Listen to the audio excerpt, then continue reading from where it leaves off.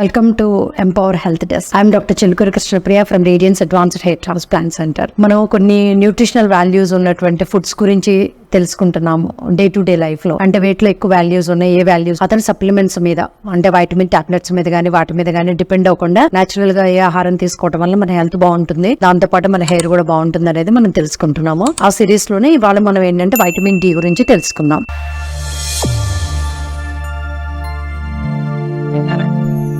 So ఈ vitamin D అనేది ఏంటంటే మనకి జనరల్ గా ఫుడ్ ద్వారా గానీ లేదు అంటే కనుక బాడీలో గానీ మనకి మ్యానుఫ్యాక్చర్ అవుతూ ఉంటుంది అనమాట. సో ఇది ఒక ఫ్యాట్ సాల్యుబుల్ సీకోస్టిరాయిడ్ అంటాం. దీనిలో రకాలు ఉంటాయి. Vitamin D1, D2, D3, D4, D5 అలా ఉంటాయి. పర్టికులర్ గా ఏంటంటే మనకి వైటమిన్ D3 అనేది కొలికాల్సిఫెరాల్ అంటాం, వైటమిన్ D2 ని ఎర్గోకాల్సిఫెరాల్ అంటాం. సో ఈ కొలికాల్సిఫెరాల్ అన్నది ఏంటంటే బాడీలోనే మనకి అబెండెంట్ గా మ్యానుఫ్యాక్చర్ అవుతుంది అనమాట. ప్రొవైడెడ్ ఏంటంటే మనకి యూవీబీ రేస్ అని ఉంటాయి, అంటే అల్ట్రా వైలెట్ బి రేస్ అని ఉంటాయి. ఆ particular spectrum of rays sunlight నుంచి మన స్కిన్ మీద పడినప్పుడు లోపల స్కిన్ లో ఉండేటువంటి ఎపిడెర్మిస్ లో కొన్ని లేయర్స్ ఉంటాయి మనకి. ఆ స్కిన్ లో ఆ కొన్ని పొరల్లో అంటే స్ట్రైటమ్ బేజల్ అని, స్ట్రైటమ్ స్పైనోసా అని, ఆ పొరల్లో ఏంటంటే కెరాటినోసైట్స్ అని కొన్ని రకాల సెల్స్ ఉంటాయి. వాటిల్లో మనకి ఈ వైటమిన్ బి అనేది నాచురల్ గా సహజంగా ప్రొడ్యూస్ అవుతుంది. మన బాడీ తిరిగి మళ్ళీ యూటిలైజ్ కాకపోతే దీన్ని యూటిలైజ్ చేసుకోవాలంటే మన ఆహారం ద్వారా తీసుకున్నది కానీ మన బాడీలో సింథసైజ్ అయింది కానీ ఏంటంటే మనకి ఇన్యాక్టివ్ ఫార్మ్స్ అంటాం. ఇన్యాక్టివ్ ఫార్మ్ అంటే ఏంటంటే డైరెక్ట్ గా మనకు ఉపయోగపడదు అనమాట. బాడీలీ ఫంక్షన్స్ కి ఉపయోగం కాదు, అది యాక్టివ్ ఫార్మ్ కింద కన్వర్ట్ చేసుకోవాల్సి వస్తుంది. సో ఈ యాక్టివ్ ఫార్మ్ కింద కన్వర్షన్ ఏంటంటే మన హైడ్రాక్సిలేషన్ అంటాం. అది మనకి 2 స్టెప్స్ లో జరుగుతుంది. ఒకటి ఏంటంటే లివర్ లో జరుగుతుంది, రెండోది ఏంటంటే కిడ్నీలో జరుగుతుంది. సో దీన్నే మనం 125 హైడ్రాక్సిలేషన్ అంటాం అనమాట వైటమిన్ D3 ని. ఇది మన యాక్టివ్ ఫార్మ్. ఇది ఏంటంటే సపరేట్ గా కొన్ని రిసెప్టార్స్ ఉంటాయి. ఈ వైటమిన్ డి ని VDR అంటాం, దాన్ని వైటమిన్ డి రిసెప్టార్స్ అని. ఇవి కొన్ని టార్గెట్ సెల్స్ లో ఉంటాయి. బ్రెస్ట్, ప్రాస్టేట్, స్కిన్, లివర్ అవ్వచ్చు, అలా కొన్ని బ్లడ్ లో ఉండే మోనోసైట్స్ అవ్వచ్చు, అలాగే బ్లడ్ లో ఉండే T లింఫోసైట్స్, B లింఫోసైట్స్, వాటన్నిటి మీద కూడా ఈ పర్టికులర్ రిసెప్టార్స్ ఉంటాయి. వాటి ద్వారా ఈ వైటమిన్ డి వాటిలోకి ఆ టిష్యూస్ లోకి వెళ్ళి మనకి ఎఫెక్ట్ కలిగజేస్తాయి, అంటే మెటబాలిజం ని సెట్ చేస్తాయి. అసలు ఎందుకు వైటమిన్ డి మనకు కావాలి, ఏంటి దీని ఉపయోగం అనేది మనకి డౌట్ వస్తుంది. సో జనరల్ గా మనకి వైటమిన్ డి అనేది ఏంటంటే ఈ బాడీలో మనం స్ట్రైట్ గా నిలబడాలన్నా, బోన్ స్ట్రెంగ్తీగా ఉండాలన్నా, మన మజిల్ స్ట్రాంగ్ గా ఉండాలన్నా, వీటన్నిటికీ కూడా ఏంటంటే వైటమిన్ డి చాలా ఇంపార్టెంట్. వైటమిన్ డి బాగుండటం వల్ల ఏంటంటే మన బోన్ మెటబాలిజం బాగుంటది. ఇప్పుడు మనకి జనరల్ గా ఏంటంటే వయసు పెరిగే కొద్దిగా పోరోస్ మనం కామన్ గా వింటూ ఉంటాం. అదేంటంటే వైటమిన్ డి తగ్గడం వల్ల. వైటమిన్ డి తగ్గినప్పుడు ఏంటంటే కాల్షియం అనే ఫాస్ఫరస్ మెటబాలిజం మారుతుంది. ఎందుకంటే వాటి అబ్జార్ప్షన్ కి, వాటి మెయింటెనెన్స్ కి, బ్లడ్ లో ఉండేటువంటి లెవెల్స్ మెయింటెనెన్స్ కి కూడా వైటమిన్ డి ఇంపార్టెంట్. ఇది ఆటోమేటిక్ గా తగ్గినప్పుడు ఏంటంటే కాల్షియం తగ్గుతుంది కాబట్టి ఏంటంటే ఆ కాల్షియం లెవెల్స్ బోన్స్ కూడా కరిగిపోతూ ఉంటాయి. మనకి అవన్నీ సర్క్యులేషన్ లోకి వస్తూ ఉంటాయి కాబట్టి బోన్ వీక్నెస్ అనేది స్టార్ట్ అవుతుంది. ఆస్టియోపోరోసిస్ అంటాం, ఏజ్ ని బట్టి వచ్చేది. ఒకసారి చిన్న పిల్లలకు కూడా ఎంగేజ్ లో న్యూట్రిషన్ సఫిషియెంట్ గా వెళ్ళినప్పుడు, ఇంబ్యాలెన్స్ ఉన్నప్పుడు వైటమిన్ డి తగ్గిన బోన్స్ 3 years 5 years మధ్యలో కూడా ఏంటంటే వంగిపోవడం, బౌలిక్స్ అంటాం, అంటే రికెట్ సైడ్ రావడం అలాంటివి జరుగుతూ ఉంటుంది. బేబీ వెయిట్ పెరిగే కొద్ది ఆ స్ట్రెంగ్త్ కి బోన్ సపోర్ట్ చేయలేక సాఫ్టనింగ్ అయిపోయి మెత్తబడిపోతాయి అనమాట. ఆస్టియోమలేషియా చేంజెస్ అయ్యి అంటూ ఉంటాం. పెద్ద అయ్యే కొద్ది కూడా అలా ఉంటుంది అనమాట.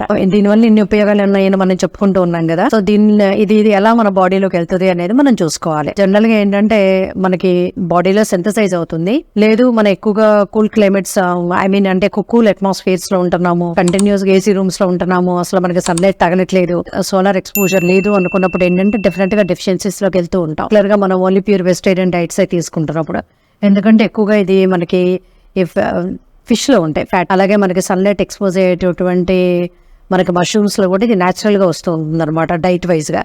లేదు అంటే వైటమిన్ డి ఫార్టిఫైడ్ ఫుడ్స్ అంటాం, అంటే వైటమిన్ డి కలిపినవి కొన్ని ఫుడ్స్, అంటే సీరియల్స్ లాంటి పాలల్లో వేసుకుని మనం తింటూ ఉంటాం కదా, అలాంటి సీరియల్స్ కానీ, లేదంటే ఫార్టిఫైడ్ మిల్క్ కానీ, అంటే మిల్క్ లో వైటమిన్ డి కానీ, వైటమిన్ B12 కానీ, వైటమిన్ ఏ కానీ కొన్ని రకరకాలుగా కలిపి మనకు బయట అమ్ముతూ ఉంటారు. ఈ డెఫిషియన్సీస్ ఉన్నప్పుడు వాళ్ళకి పర్టికులర్ గా ఈ ఫార్టిఫైడ్ ఫుడ్స్ అనేవి తీసుకోవడం జరుగుతుంది.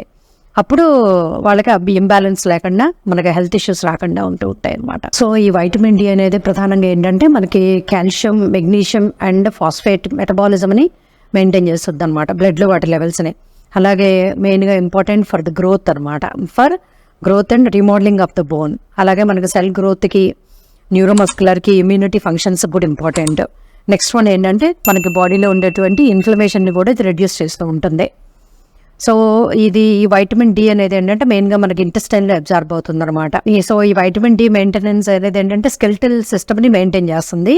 ఇది కాల్షియం అబ్జార్ప్షన్ ని ప్రమోట్ చేస్తుంది అనమాట ఇంటెస్టైన్స్ లో, వైటమిన్ డి సఫిషియెంట్ గా ఉండటం వల్ల. ఈ అబ్జార్బ్ అయిన కాల్షియం అనేది ఏంటంటే మనకి బోన్ రీమోడలింగ్ కానీ, స్కెల్టల్ స్ట్రక్చర్కి కానీ ఉపయోగపడుతూ ఉంటుంది. అలాగే ఏంటంటే పారాథైరాయిడ్ హార్మోన్స్ ఉంటాయి మనకి థైరాయిడ్స్ పక్కన, అవి కూడా మనకి ప్రాపర్గా మెయింటైన్ అవుతాయి అనమాట. ఈ కాల్షియం ఫాస్ఫరస్ బ్యాలెన్స్ బాగుండాలంటే మనకి పారాథైరాయిడ్ హార్మోన్స్ కూడా బాగుండాలి. సో ఇవన్నీ కూడా ఇంటర్ రిలేటెడ్గా ఉంటాయి. అలాగే మనం చెప్పుకున్న వైటమిన్ డి రిసెప్టార్స్ విడిఆర్ అంటాం అనమాట. ఈ విడిఆర్ ఇందాక చెప్పుకున్నట్టుగా ఏంటంటే మనకి చాలా వాటిల్లో డబ్ల్యూబీసీ సెల్స్లో ఉంటాయి, మోనోసైట్స్లో ఉంటాయి, అలాగే టీ సెల్స్, బి సెల్స్ వీటన్నిటిలో కూడా ఉంటాయి.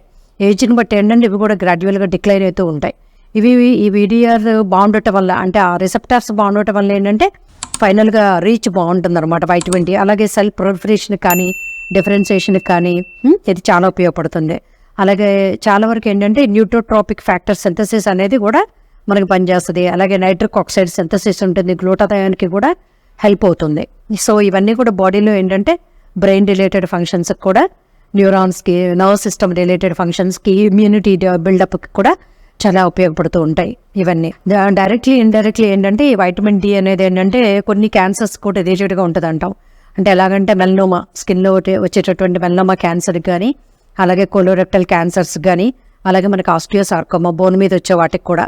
అయితే డైరెక్ట్ ఎవిడెన్స్ అనేది ఏంటంటే ఇంకా మనకి సైంటిఫిక్గా ప్రూవ్ అవ్వలేదు, కానీ కొన్నిట్లో ఏంటంటే ఇన్సిడెంట్స్కి అంటే అవి రావడానికి దోహదపడచ్చు, కొన్నిట్లో అవి పెరగడానికి దోహదపడచ్చు ఈ లో వైటమిన్ డి అనేది. ఇది వైటమిన్ డి అనేది ఏంటంటే ఒక anti bacterial, anti viral and anti inflammatory agent అనమాట వైటమిన్ డి అనేది. కరెక్ట్ గా చెప్పాలి అంటే ఇది ఒక హార్మోన్ లాగా యాక్ట్ చేస్తుంది మన బాడీలో. ఇది వైటమిన్ అని అంటాం కానీ but it acts like A hormone అనమాట. జనరల్ గా మనకి వైటమిన్ డి అనేది ఏంటంటే ఇన్ఫ్లమేటరీ బౌల్ డిసీజ్ అంటాం.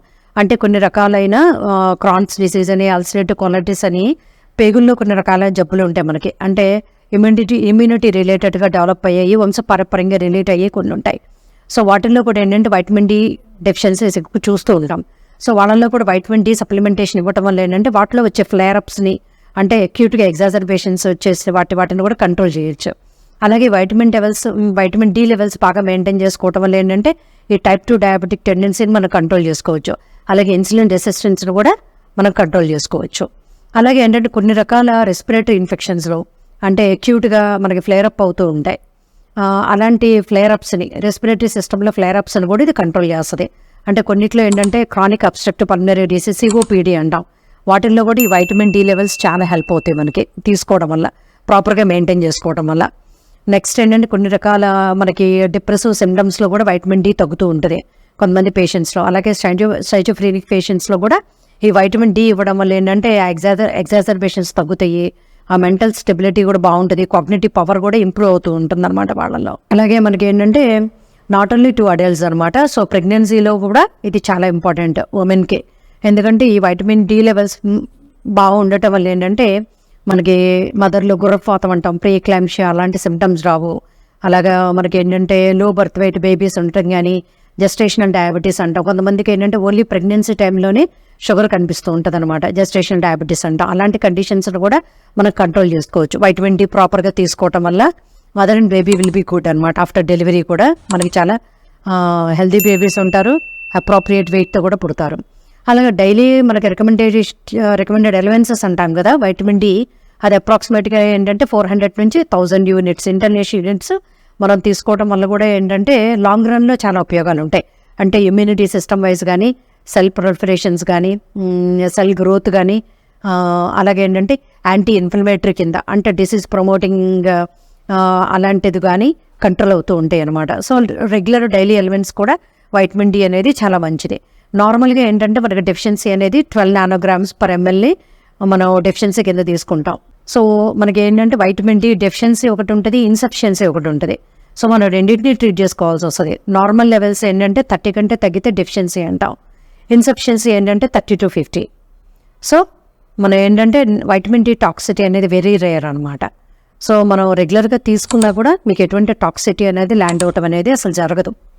జనరల్గా లేడీస్లో ఏంటంటే మనకి వైటమిన్ డి లెవెల్స్, లో లెవెల్స్ ఆఫ్ వైటమిన్ డి అనేది జనరల్గా ఫీమేల్ ప్యాటర్న్ బాల్నెస్లో చూస్తూ ఉంటాము. అలాగే అలోపేషియా ఏరియాటా అనే కండిషన్లో కూడా చూస్తూ ఉంటాం. సో వైటమిన్ డి సప్లిమెంట్స్ ఇవ్వటం వల్ల ఏంటంటే ఆన్గోయింగ్ హెయిర్ లాస్ని కానీ, అలాగే ఏంటంటే పెయిన్ కొరకు డిసీజ్ని కూడా మనం కంట్రోల్ చేసుకోవచ్చు. అఫ్ కోర్స్ మనం we need to treat the cause also. Associated కాజెస్ని కూడా డెఫినెట్గా మనం ట్రీట్ చేసుకోవాల్సి వస్తుంది అనమాట. ఓవరాల్గా వరల్డ్లో ఏంటంటే మనకి 1 బిలియన్ పీపుల్ సఫర్ అవుతున్నారు ఈ వైటమిన్ డి డెఫిషియన్సీ ద్వారా. బట్ జనరల్గా ఏంటంటే పూర్వకాలం నుంచి కూడా మనకి ఇప్పటికీ కూడా మన తాత ముత్తాతలు కూడా చాలామంది కూడా హ్యాపీగా బతికిన వాళ్ళు ఉన్నారు, బతుకుతూ ఉన్నవాళ్ళు కూడా ఉన్నారు, లైఫ్ లీడ్ చేస్తూ ఉన్నవాళ్ళు కూడా ఉన్నారు. All the secret behind it is ఏంటంటే గుడ్ ఎక్స్పోజర్ ఆఫ్ సన్లైట్ అనమాట. సో అందువల్ల ఏంటంటే కనీసం ఎవ్రీడే మనందరం కూడా కుదిరినంత వరకు ఏంటంటే మిడ్ డేలో అంటే బియాండ్ 10 AM నుంచి within 4 PM or 2 PM మధ్యలో కనుక అట్లీస్ట్ పర్ డే ఒక 5 to 10 minutes మనం కనుక ఎక్స్పోజ్ చేయగలిగితే కనుక బ్యాక్ కానీ అప్పర్ బ్యాక్ కానీ ఆర్మ్స్ కానీ అలాగే ఫేస్ కానీ ఎక్స్పోజ్ చేసినా కూడా ఏంటంటే కనీసం మాకు 1 week దాకా స్టోర్స్ అనే బాడీలో ఉంటాయి. Even 10 to 15 minutes is enough proper టైమింగ్లో కనుక మనం బాడీని ఎక్స్పోజ్ చేయగలిగితే కనుక.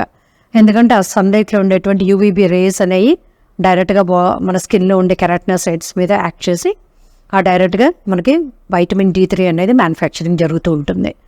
సో అందువల్ల ఏంటంటే ఈ పొలాల్లో పనిచేసుకునే వాళ్ళు కానీ లేబరర్స్ కానీ వర్కర్స్ కానీ వీళ్ళందరూ కూడా ఏంటంటే రిలేటివ్గా మనకంటే కూడా స్ట్రాంగ్గా ఉంటారు. వాళ్ళ బోన్స్ కానీ మజిల్స్ కానీ they are more stronger than us. ఎంత పని ఇప్పుడు ఈవెన్ 80s 90s కూడా they are able to do all their works along with farming.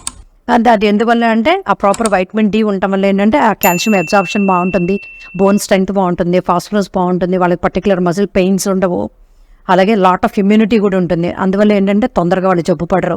ఈ రెస్పిరేటరీ ఇన్ఫెక్షన్స్ మనం అన్నీ చూస్తూ ఉన్నాం కదా బయట, కోవిడ్ వైరస్లని ఆ వైరస్లని ఈ వైరస్లని. రిలేటివ్గా they are more stronger than us. మనం ఇంకా చాలా సెన్సిటివ్గా డెలికేట్ అట్మాస్ఫియర్లో డెలికేట్గా పెరుగుతున్నాము కాబట్టి మనకంటే కూడా they are more immune to lot of diseases. ప్రాక్టికల్గా కూడా ఇవన్నీ కూడా ప్రూవ్ అయినాయి మనకి. అందుకని ఏంటంటే ప్రాపర్గా సన్లైట్ ఎక్స్పోజర్ అనేది even today also is very important for all of us. కానీ అలాగనే అతిగా కూడా ఎక్స్పోజ్ చేసినా కూడా మంచిది కాదు. ఎందుకంటే క్యాన్సరస్ టెండెన్సీస్ కూడా పెరిగినాయి. మనకు తెలిసిందే కదా, ఓజోన్ పొర కరిగిపోయింది అనుకుంటున్నాం.